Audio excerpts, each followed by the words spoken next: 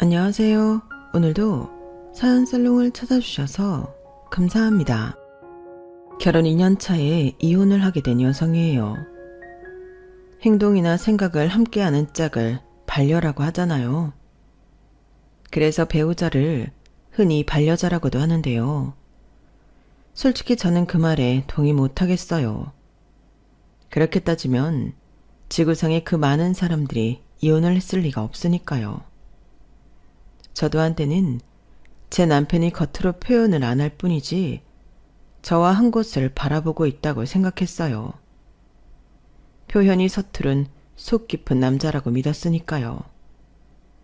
그런데 3년을 살아보니 속이 깊기는 개뿔, 속으로 딴 생각을 하고 있었더라고요. 남편이 생각하는 저는 그저 돈 안 들이고 집안일 부려먹고 자기 부모랑 형제 부양을 떠넘길 수 있는 호구, 그 이상도 이하도 아닌 존재였던 거예요. 차라리 돈을 뺏어갔으면 모를까 사람의 진심을 이용한 남편을 정말 용서할 수가 없었어요. 그런데 하늘도 이런 제 처지를 가엾게 여기셨는지 제 남편한테 천벌을 내리셨지 뭐예요. 그럼 지금부터 배은망덕한 제 남편의 파멸 스토리를 전해드릴게요. 저희 부모님은 너무하다 싶을 정도로 사람을 잘 믿는 분들이세요. 한 사람이 그러면 다른 한 사람이라도 덜해야 할 텐데 두 분이 똑같이 그러시니 사기도 많이 당하고 사람한테 배신도 참 많이 당하셨어요. 그런데 신기한 건 사람 때문에 돈을 잃고 나면 그 배로 돈을 벌어들이시고 그래서 살만하다 싶으면 또 사기를 당해 전 재산을 날리시고 그러다 생각지도 않은 일로 잃은 돈을 찾는 일을 반복하셨다는 거예요. 그래서 제 어린 시절을 돌이켜보면 저희 집이 잘 살았다고 하기도 그렇고 못 살았다고 하기도 그래요. 제 어린 시절 사진을 보면 100일 기념 사진은 손가락과 손목에 금붙이가 주렁주렁 걸려있는데 돌 때는 금붙이는커녕 사진 한 장도 없어요. 그때 동업자의 공금횡령으로 아빠 회사가 망해서 그럴 여력이 없었거든요. 그러다 유치원에 들어갈 무렵 외가 도움으로 시작한 식품 관련 사업이 성공을 하면서 저희 집은 망하기 전보다 오히려 더 생활이 윤택해졌어요. 그래서 초등학교도 사립초등학교에 진학하게 되었죠. 사립초등학교는 학비가 비싼 만큼 부유한 집안 아이들이 다녔어요. 당시엔 저희 집 상황도 꽤 좋았기 때문에 문제될 건 없었어요. 부모님들 직업에 따라 그리고 사는 정도에 따라 무리가 지어졌어요. 생일 파티나 과외, 특별활동 역시 그 무리들끼리 모여서 하곤 했죠. 초등학교 4학년 때까지만 해도 저희 집 사정이 좋았기 때문에 무리 안에서도 제가 중심이 되곤 했어요. 그런데 앞에서 말씀드린 것처럼 저희 집 사정이 롤러코스터처럼 부침이 심했잖아요. 4학년 2학기가 끝나갈 무렵 부모님이 믿었던 지인한테 사기를 당하면서 아빠 회사가 휘청거리기 시작했어요. 겨울방학마다 친구들과 스키 캠프에 가곤 했었는데 그때 처음으로 저는 가지 못하게 되었어요. 그래도 아직은 저희 집 사정이 알려지지 않은 때라서 다들 경제적인 문제 때문에 제가 참여하지 못한다는 걸 알지 못했어요. 계약해서 학교에 갔더니 다들 제가 외국으로 가족여행을 다녀온 줄 알더라고요. 가은아, 너 겨울방학 때 가족여행 가느라 스키캠프 안 온 거라며? 어디로 갔었어? 미국? 아님 유럽? 생각지도 못한 친구의 질문에 잠깐 당황했지만 그렇다고 돈 때문에 못 갔다는 말을 하기 싫었어요. 너무 창피했거든요. 그래서 저도 모르게 거짓말을 해버렸어요. 미국 갔었어. 그럴 줄 알았어. 그럼 디즈니랜드도 갔다 왔겠네? 난 여름방학 때 갈 건데. 갔다 왔지. 한번 거짓말을 하고 나니 거짓말이 거짓말을 만들어냈어요. 가보지도 못한 미국 여행에 디즈니랜드까지 책임지지 못할 말들을 해놓고 나니 가슴에 돌덩이를 얹어놓은 것처럼 무거웠어요. 그래도 들키지 않았다는 사실에 안도했어요. 하지만 제가 거짓말을 했다는 사실을 들키기까지 그리 오랜 시간이 걸리지 않았어요. 제가 친구들과 함께하던 과외와 특별활동을 그만두게 되면서 저희 집 사정이 좋지 않다는 게 알려지고 만 거예요. 그리고 그때부터 저는 이전과는 다른 학교 생활을 하게 되었어요. 평소 친하게 지내던 친구들이 하나 둘 등을 돌리기 시작했어요. 친구들의 마음이 변한 게 아니라 친구 부모님들의 마음이 변한 거였죠. 경제력이 받쳐주지 않는 집 자식들은 어떻게도 도움이 안 되니 일찌감치 손절하는 게 맞다고 생각하셨던 거예요. 시간이 흐를수록 저희 집 사정은 점점 더 악화되었고 결국 저와 함께 어울리던 무리들 외에 다른 아이들한테도 저희 집이 망했다는 소문이 퍼졌고 결국 저는 학교에서 왕따를 당하게 되었어요. 다른 것도 아니고 돈 때문에 친구도 잃고 학교에서 투명인간 취급을 받게 되자 저는 자신감을 완전히 잃어버리고 말았어요. 그래도 부모님한테만은 학교에서 당하는 일을 알리고 싶지 않아서 아무 일도 없는 것처럼 보이려고 노력했어요. 그리고 티 안 나게 잘해갔다고 생각했어요. 그런데 생각지 못한 변수가 생긴 거예요. 바로 잠꼬대였죠. 어린 나이에 감당하기 힘든 상황에 스트레스를 받아서 그랬는지 제가 밤에 잠꼬대를 심하게 했나 봐요. 그러던 어느 날이었어요. 엄마가 아침을 먹기 전에 제게 그러시는 거예요. 가은아, 오늘은 학교 가지 말고 엄마랑 놀러 갈까? 요즘에 엄마랑 아빠가 바빠서 가은이랑 시간을 못 보낸 것 같아서 그래. 우리 오늘 놀이동산도 가고 맛있는 것도 먹으러 가자. 그치만 학교 안 가면 선생님한테 혼날 텐데? 괜찮아. 엄마가 선생님한테 잘 얘기할게.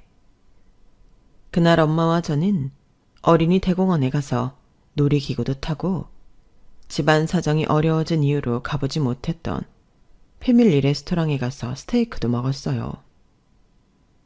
후식으로 아이스크림까지 먹고 난 뒤 엄마가 제 손을 꼭 잡으시곤 그러시더라고요. 가은아, 우리 전학 갈까? 너도 알겠지만 아빠 회사가 어려워지면서 이사도 하고 많은 게 변했잖아. 전처럼 친구들이랑 하던 과외도 못하고 바이올린이랑 특별활동도 못하게 됐고 그러는 과정에서 우리 가은이가 많이 힘들었을 거야.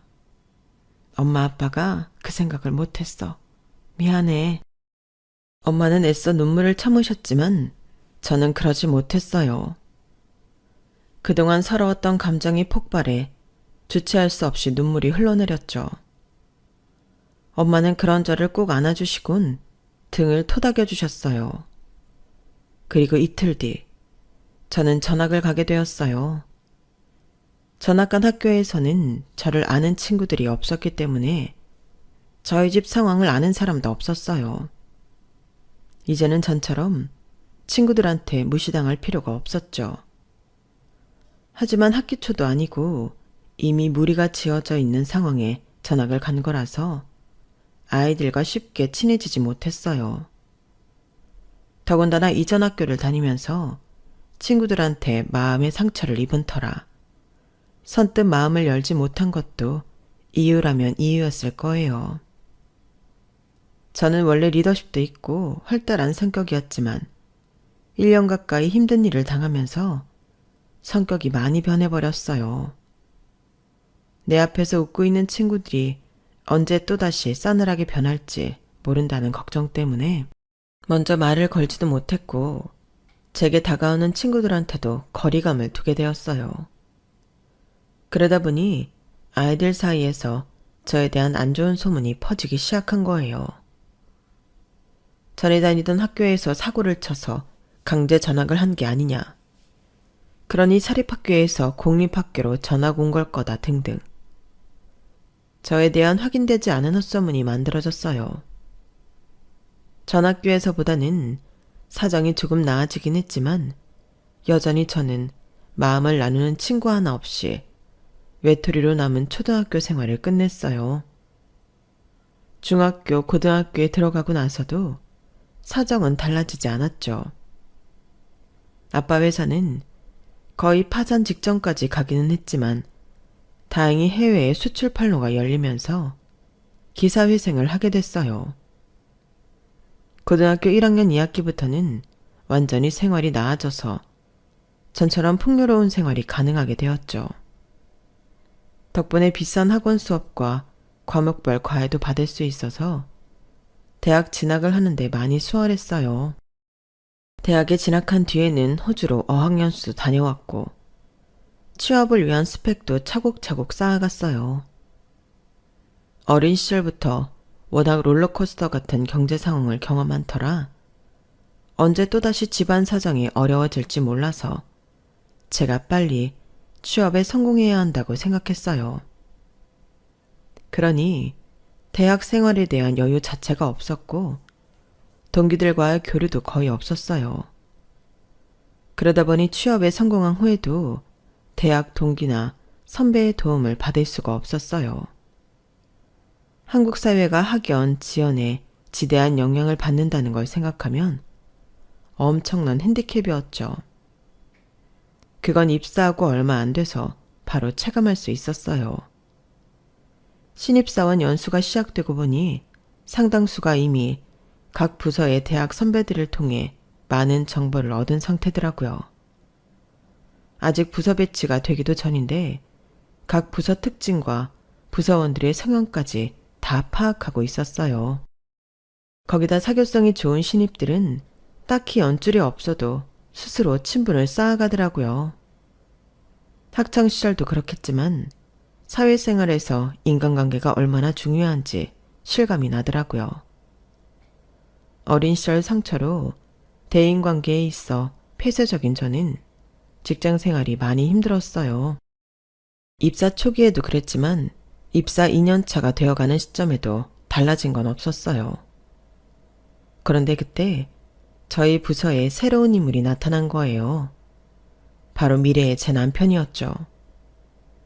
해외 지사에서 2년간 파견 생활을 마치고 돌아온 남편은 회사 내에서도 실력을 인정받는 인재였어요. 타부자에서 뺏어가려고 끊임없이 시도할 정도로요. 사교성도 좋아서 저희 부서는 물론 타부서 사람들과도 돈독한 관계를 유지하고 있었어요. 해외에 나가 있는 동안에도 본사 사람들과 자주 연락을 해왔던 탓인지 위화감 없이 금세 팀 업무에 합류할 수 있었어요. 오히려 지난 2년 동안 한 부서에서 일했던 제가 더 공백기를 가진 사람처럼 부서원들과 융화가 힘들 정도였죠. 몰랐는데 저를 제외한 나머지 부서원들은 사적으로도 꽤 친밀하게 지내고 있었던가 봐요. 휴가 때 함께 여행을 다니는 부서원들도 있었고 상사의 주선으로 결혼을 한 직원도 있어서 꽤나 친밀하게 얽혀 있었어요. 업무 시간 외에 직장 동료들과 문자조차 나누지 않는 사람은 저뿐이더라고요. 그러던 어느 날이었어요. 퇴근 후 샤워를 하고 나왔는데 낯선 번호로 문자가 하나 왔더라고요. 남편이었어요. 혹시 주말에 시간이 되냐고 하더군요. 그 문자의 순간 이건 뭐지? 설마 데이트 신청? 하는 생각을 했어요. 그래서 단문을 망설이고 있었는데 바로 전화가 온 거예요. 놀라서 얼떨결에 받았더니 남편이 대뜸 이러는 거예요. 예스예요, 노예요. 네? 뭐가요? 문자 못 봤어요? 보기는 봤는데요. 너무 갑작스러워서요. 그렇긴 하죠. 좀 더 일찍 연락했어야 하는 건데 내가 너무 늦었죠. 진작부터 마음은 있었는데 내 마음만으로 정할 수 있는 일은 아니니까요. 이쯤 되면 바보라고 해도 이 남자가 어떤 의미로 시간이 있느냐 물었는지 알 수 있을 거예요. 그동안 마음의 문을 꽉 닫기 시작한 이후로 저는 친구 사귀는 건 물론 연애조차 해본 적이 없었어요. 그러니 남편의 이 말은 제 인생에서 처음 받은 데이트 신청이나 마찬가지였어요. 그래서 떨리는 목소리로 제 생각을 전했어요. 이런 말하기 창피하지만 전 아직까지 남자를 만나본 적이 없어요. 그래서 윤대리님 문자를 받고 많이 설렜어요. 사실 제가 사교성도 떨어지고 사람들한테 마음을 잘 열지 못해요. 그래서 본의 아니게 오해도 많이 받았고 사람들한테 미움도 많이 받았어요. 그런데 먼저 이렇게 손을 내밀어 주셔서 정말 고마워요. 데이트 신청 받아드리겠습니다. 제 딴엔 용기를 내서 한 말이었는데 그런데 수화기 너머에서 아무 소리도 들리지 않는 거예요. 어색한 침묵이 몇 초간 이어지더니 이어 낮은 탄식이 들렸어요. 아, 이거 어쩌죠? 일이 좀 이상하게 됐네요. 문자 하나가 전송이 안 된 것 같아요. 아무래도 제가 큰 실수를 한 것 같습니다. 죄송합니다. 의미를 알 수 없는 말에 고개를 갸웃하는데 뒤늦게 문자 하나가 도착했어요.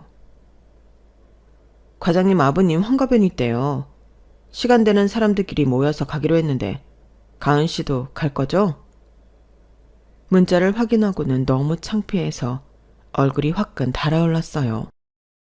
과장님 아버님 환갑잔치에 가자는 문자를 데이트 신청 문자로 알고 혼자 설레발을 친 거잖아요. 그것도 모르고 혼자 설레어서 어쩔 줄 몰라 했던 내 자신과 수화기 너머에서 그런 저를 비웃었을 남편을 생각하니 마치 인생이 끝난 것처럼 암담했어요. 그리고 머릿속에선 이 생각만 맴돌았어요. 아, 나 이제 회사 어떻게 다니냐? 그래서 아무 말도 못하고 있는데 남편이 그러는 거예요. 지금 창피해서 죽을 것 같죠? 내일 회사 어떻게 나가나 그 고민하고 있죠? 그럴 거 뭐 있어요. 이참에 데이트하면 되지. 환갑잔치는 저녁 때니까 우리 그날 조금 일찍 만나서 영화 볼까요? 안 그래도 보고 싶은 영화가 하나 있는데 나랑 같이 봐줄래요? 남편은 제가 민망해할까봐 은근슬쩍 데이트 신청을 끼워 넣었어요. 그리고는 제가 거절할 걸 막으려고 통화 중에 바로 약속 장소와 시간, 그날 볼 영화를 정해주었어요. 그 주 토요일. 그렇게 우리는 함께 영화를 보고 환갑연에 참석했어요. 제가 남편과 함께 식장에 들어서자 먼저 와 있던 직장 동료들이 저를 보고는 살짝 놀라는 표정이었어요. 특히 과장님은 더욱 그러셨죠. 진짜 왔네? 이게 웬일이야? 이가은 씨 원래 이런 데 참석 안 하잖아. 윤대리한테 이가은 씨도 같이 온다는 연락받고 깜짝 놀랐잖아. 암튼 와줘서 고마워. 여기 음식 잘 나오니까 많이 먹고 가. 과장님은 무척이나 반가워하시며 저를 맞아주셨어요. 그리고 다른 동료들도 살짝 놀라기는 했지만 그래도 반가워해 주시더라고요. 그날 저는 입사하고 2년이 지나도록 회사 밖에서는 단 한 번도 만난 적 없던 직장 동료들과 2차까지 술을 마시고는 3차로 노래방에서 즐긴 뒤 집으로 돌아왔어요. 학창시절에도 없었던 신나는 경험에 그날 밤 쉽게 잠들지 못했어요. 사람들과 거리를 두기 시작한 이후 이런 경험은 처음이라서 더 놀랍기도 했고 이런 기회를 만들어준 남편한테 고맙더라고요. 그날 이후 저는 동료들과 조금씩 어울리기 시작했어요. 남편이 중간에서 다리가 되어 주었거든요. 그래서 우리가 연애를 시작하고 직장 동료들한테 이 사실을 알렸을 때 다들 그럴 줄 알았다는 반응이었어요. 저는 특히 여직원 중 유일한 기혼자였던 김대리님과는 많이 친해졌는데요. 형제가 없고 인간 교류가 적어서 대인관계에 서툴던 저를 김 대리님이 많이 챙겨주셨거든요. 그래서 사적인 자리에선 언니라고 부를 정도로 각별한 사이가 되었죠. 김 대리님은 아무래도 기혼자다 보니까 시댁 제사나 경조사, 육아 때문에 야근하는 데 제약이 많았어요. 아직 미혼이던 저는 그런 김 대리님을 대신해 업무를 맡아 해드리거나 그 밖에 도움을 드릴 수 있었는데 그걸 무척이나 고마워하시더라고요.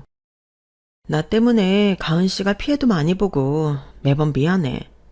핑계라고 해도 좋은데 여자가 육아랑 살림을 하면서 직장 일을 한다는 게 쉬운 게 아니야. 어쩔 땐 그냥 회사 때려치우고 살림이나 할까 싶기도 하다니까. 내 선배들도 그런 이유로 다들 회사 관뒀는데 나중엔 후회하더라고.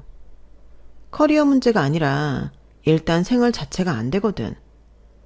애들 키우는데 돈은 또 얼마나 많이 드는지 그뿐인 줄 알아? 점점 나이 드는 양가 부모님들한테 들어가는 돈도 무시 못한다. 우리 집만 해도 작년에 시아버지가 암 수술하시면서 일 그만두신 뒤로 아주버님네랑 우리랑 생활비 보조해드리고 있는데 내가 일 그만두면 그걸 어쩌겠어. 게다가 시동생은 아직 대학 졸업도 못했는데 등록금은 어쩌고. 외벌이로는 답이 안 나와. 가끔 내가 왜 일찍 결혼해서 이 고생을 하나 싶다니까. 가족하면 내 가족 사는 문제에 양가 가족들 문제까지 함께 떠안는 거라고 생각해야 돼. 그러니까 가은 씨는 결혼 천천히 해. 나처럼 고생하지 말고. 업무적인 꿈뿐만 아니라 현실적인 조언도 많이 해주던 김 대리님은 결국 이듬해 가을에 퇴사를 하셨어요. 둘째 출산 후 복귀를 한 지 한 달 만이었죠. 100일도 안 된 아이가 심장이 안 좋아 수술을 하게 되면서 어쩔 수 없이 그렇게 되었어요. 그리고 얼마 뒤 저는 남편과 결혼을 하게 되었어요. 결혼을 하고도 직장 생활은 이어갔는데 결혼하고 반년 만에 임신을 하게 되면서 현실적인 문제로 갈등을 하게 되었죠. 시부모님이 자꾸 출산 후에는 일을 그만두고 살림에 전념하라는 말을 하셨거든요. 저희 부부는 시댁 식구들과 단체톡으로 소통을 하는데 거기에 시아버지랑 시어머니께서 수시로 인터넷 기사나 블로그 내용을 올리곤 하시더라고요. 읽어보면 매번 비슷한 내용이었어요. 일하는 엄마에 대한 부정적인 내용들이었죠. 아이의 정서교육을 위해서라도 엄마가 곁에서 보살펴야 한다는 내용과 엄마의 사회적 욕심 때문에 가정이 파괴될 수도 있다는 시대착오적 내용을 담은 궤변글 등이 대부분이었어요. 어디서 이런 것만 찾아오시는 건지 어떤 면에선 참 대단하다 싶더라고요. 사실 저희 친정도 그렇고 시댁도 형편이 꽤 괜찮은 편이라서 돈만 생각한다면 굳이 제가 일을 안 해도 되는 상황이었어요. 하지만 꼭 돈 문제가 아니라 제 인생도 있는 거잖아요. 기껏 힘들게 공부해서 지금의 커리어를 만들었는데 가정을 위한다는 허울로 저만 꿈을 포기하라고 강요하는 건 불합리하다고 생각해요. 그렇게 따지면 남편도 저와 같은 선택지를 받아야 하는 게 아닌가 하거든요. 하지만 되려 남편은 자기 꿈을 위해 회사까지 그만두고 창업을 하겠다는 거예요. 여보, 그걸 꼭 지금 해야 돼? 나 출산하면 한동안 육아휴직 해야 할 텐데 그럼 우리 생활비는 어떡해? 무슨 계산법이 그래? 내가 백수를 살겠다는 게 아니라 회사를 차리겠다고 하잖아. 회사 차리면 거기서 벌어들이는 돈이 있는데 왜 먹고 살 걱정을 해? 당신, 나 못 믿어? 당신 눈에는 내가 그렇게 능력 없는 사람으로 보이냐고. 일도 시작하기 전부터 초를 뿌리냐? 그래, 100번 양보해서 당신 말대로 수익이 안 나는 최악의 상황이 된다 치자. 그런다고 우리가 손가락 빨고 살게 될 것 같아? 우리 부모님이 자기 손주랑 며느리를 그렇게 살게 내버려 두시겠냐고. 괜한 걱정 그만하고 당신은 태규야 신경 써. 엄마가 부정적인 생각을 하면 태아가 그걸 다 느낀다잖아. 그리고 우리 아이를 생각해서라도 창업이 답이야. 당신이 언제까지 회사 생활 할 수 있을 것 같아? 육아휴직 끝나면 그 다음은?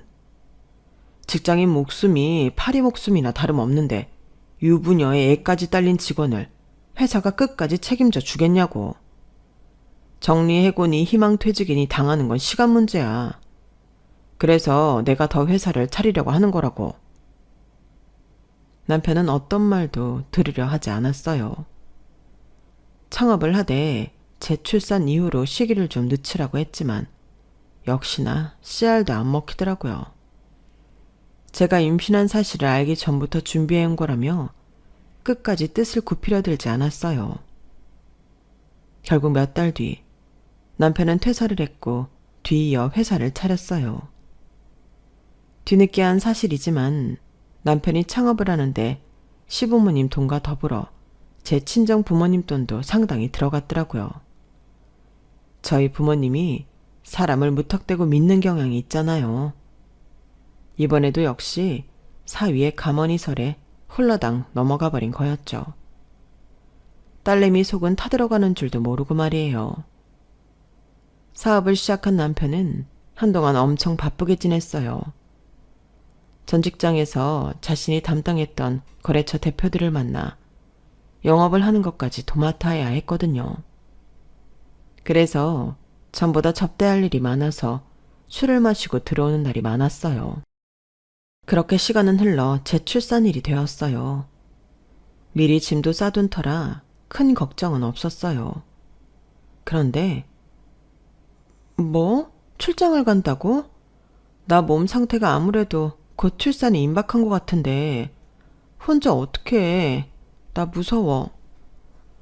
나도 할 수만 있다면 안 가고 싶어. 근데 우리 회사 입장에선 놓칠 수 없는 거래처야. 가장으로서 내 가족을 먹여 살리려면 희생해야 하는 부분도 있잖아. 그건 당신이 이해 좀 해줬으면 좋겠어. 가능한 한 빨리 끝내고 올게. 내가 장모님한테 연락해 놨으니까 너무 걱정 말고. 알았지?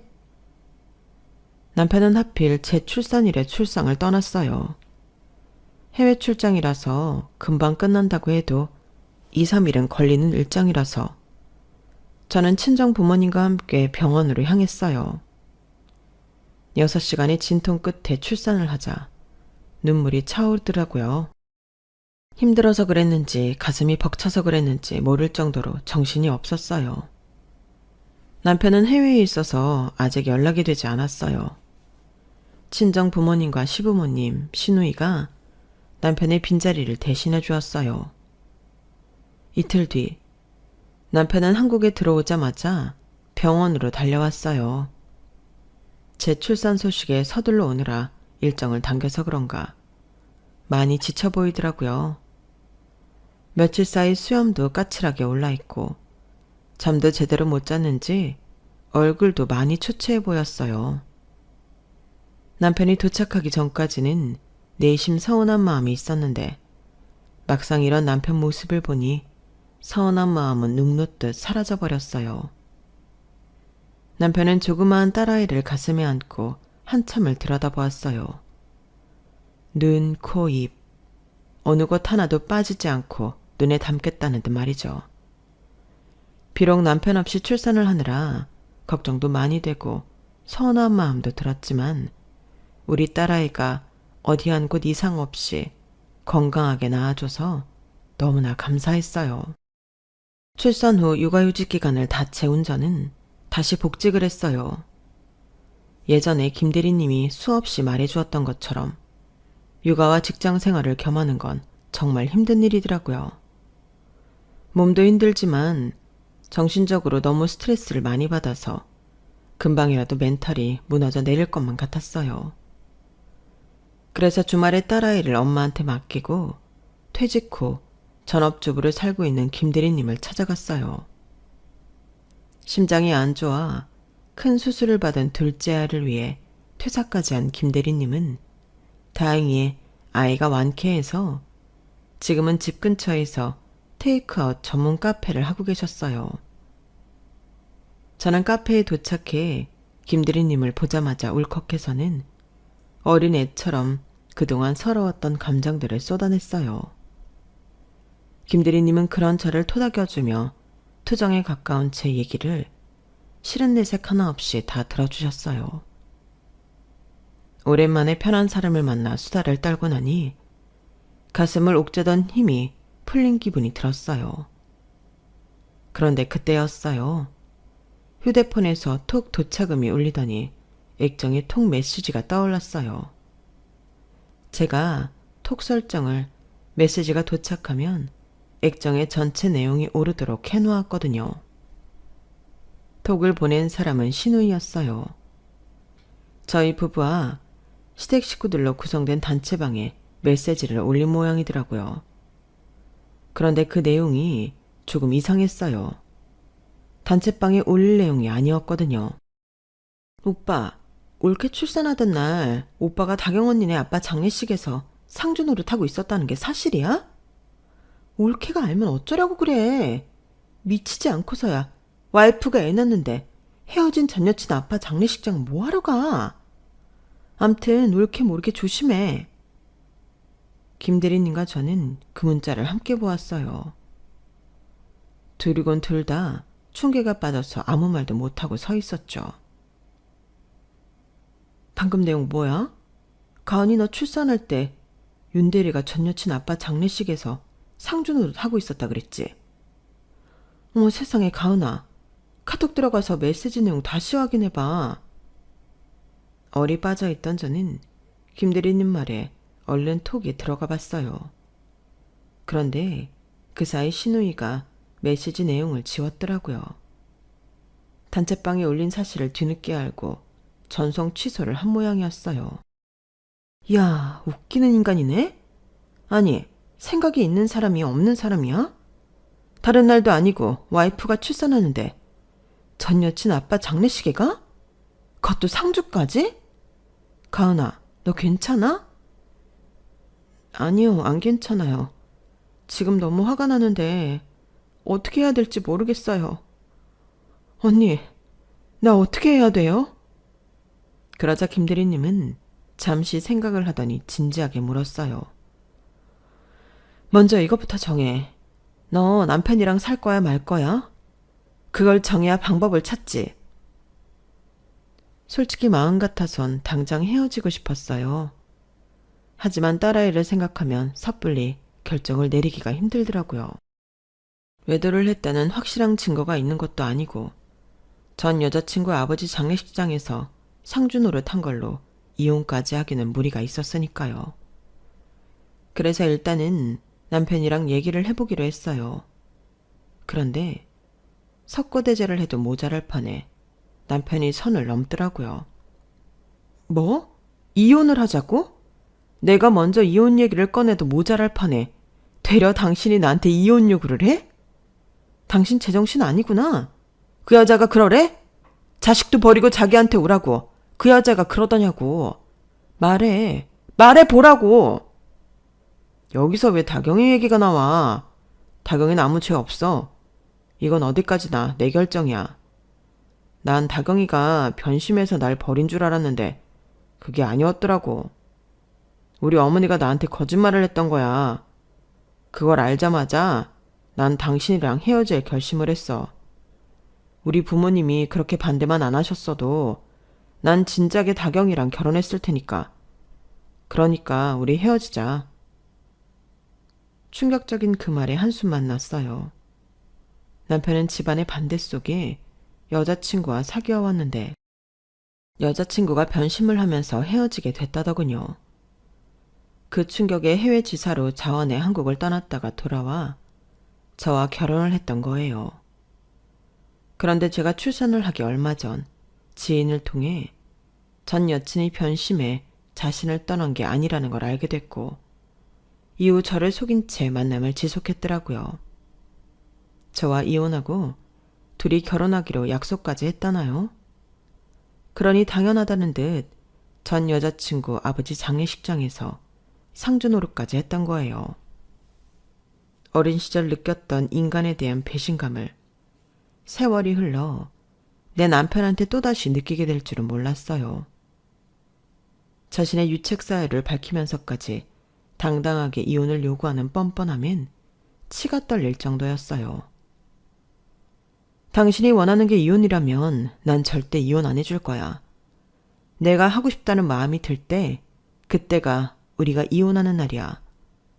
그게 1년 뒤일지 10년 뒤일지 그건 내가 정하는 거야. 그때까지 당신은 남편으로서 아빠로서 책임을 다해. 사실 남편한테는 정남이가 다 떨어졌지만 그 인간이 원하는 대로 해주기 싫어서 어거지를 부렸어요. 그리고는 김대리님을 찾아가 상의를 하고는 업체에 의뢰해 남편과 남편의 전 여자친구에 대한 뒷조사를 했어요. 이혼할 때 조금이라도 남편한테 타격을 주기 위해서였는데 얼마 뒤 재미있는 상황이 벌어진 거예요. 생각지도 못한 빅 이벤트였죠. 이거 하나면 남편한테 빅엿을 날리며 복수를 할 수 있을 것 같았어요.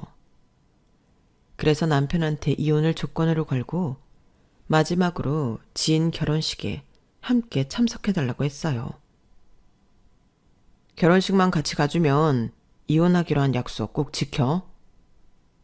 걱정하지 마. 난 내 입으로 한 말은 꼭 지키는 사람이니까. 당신이야말로 이혼하기로 한 그 약속 반드시 지켜. 그리고 하나 더. 양육권이랑 친권 나한테 넘겨. 그래. 이혼만 해준다면 뭐든 해줄게. 각서를 쓰라면 당장이라도 각서 써줄게. 남편은 제가 먼저 말을 꺼내기도 전에 자진해서 각서까지 써줬어요. 그리고는 신이 나서는 출발 시간도 되기 전에 주차장으로 내려가 차에 시동을 걸고 있었어요. 아주 신이 나 보이더라고요. 그래, 네가 언제까지 웃을 수 있는지 한번 보자. 속으로 칼을 갈면서 남편과 함께 결혼식장으로 향했어요. 결혼식장 주차장에 도착한 저는 남편한테 물었어요. 누구 결혼식인지 궁금하지 않아? 그건 알아서 뭐해. 앞으로 또 볼 일도 없는 사람일 텐데. 그나저나 당신 약속한 거 꼭 지켜. 결혼식 끝나고 바로 이혼하는 거다. 걱정하지 마. 그 약속은 꼭 지킬 테니까. 누구 결혼식인지 관심도 없는 남편은 식장에 들어갈 생각도 않고 어딘가에 계속 전화를 걸어댔어요. 상대가 전화를 받지 않는지 애가 타는 얼굴이더라고요. 드디어 식장에 하객들이 차고 곧 식이 시작된다는 방송이 나왔어요. 남편도 식장으로 들어오더라고요. 신랑 입장에 이어 신부 입장을 위한 피아노 연주가 시작됐어요. 그러거나 말거나 남편은 어딘가에 문자를 보내느라 바쁘더라고요. 여보, 신부가 말이야. 딱 자기 스타일인 것 같은데 한번 봐봐. 그 말에 남편은 휴대폰에서 시선을 떼고 버진옷을 위를 걸어오는 신부를 올려다봤어요. 그리고는 외마디 비명을 질렀어요. 안 돼! 남편의 비명소리에 식장 안의 하객들은 물론 버진로드 위 신부도 남편을 향해 시선을 돌렸어요. 그리곤 귀신을 본 사람처럼 놀라서 그 자리에 굳어버렸죠. 버진로드 위 신부는 다름 아닌 남편의 전 여친이었거든요. 다경아, 네가 왜 거기 있어? 나랑 결혼하기로 했잖아. 내 와이프가 이혼 안 해줄까봐 그래? 그런 거라면 걱정하지 마. 와이프가 이혼해준다고 그랬어. 여보, 말 좀 해줘. 당신이 이혼해주기로 한 거 맞지? 그지? 아주 웃기지도 않더라고요. 자기 버리고 딴 남자랑 결혼하려는 여자한테 비빌거리며 애걸복걸하는 꼴이라니.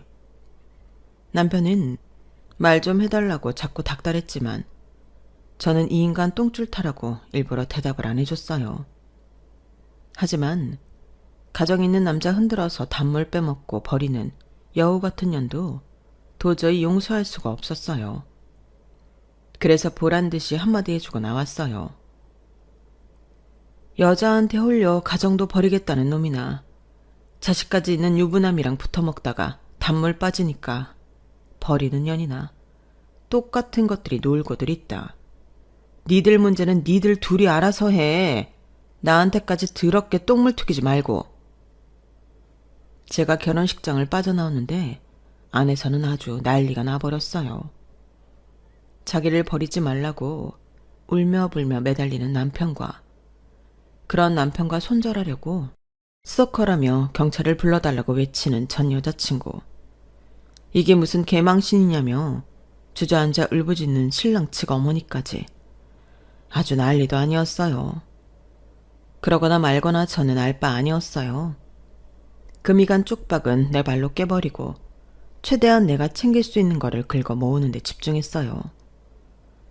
딸아이 양육권과 친권, 그리고 친정아빠가 남편 회사에 투자해준 투자금 회수, 남편과 상간녀에 대한 위자료 청구 등 하나도 빠짐없이 정리해 받아냈어요. 정말 다행이었던 건 아빠가 남편한테 돈을 빌려줄 때 제대로 된 차용증을 받아뒀다는 거예요. 사람 잘 믿기로 유명한 저희 아빠가 사위한테까지 꼼꼼하게 차용증을 챙긴 건 바로 저 때문이었어요.